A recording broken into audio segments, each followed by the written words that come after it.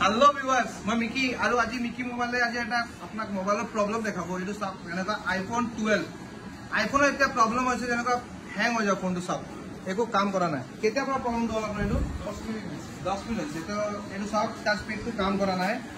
তো ভাইটিয়ে ভাবিছে কিবা টাচ প্ৰবলেম হৈ গল না কিবা হৈ গল তো মই এই প্ৰবলেমটো দেখাই আছো এই প্ৰবলেমটো সলিউশন মই আগৰ ভিডিঅ'ত মই দেখাইছিলো কিন্তু বহুত আগত দেখাইছো তো এই কাৰণে মই এটো নতুনকৈ দেখাই দিছো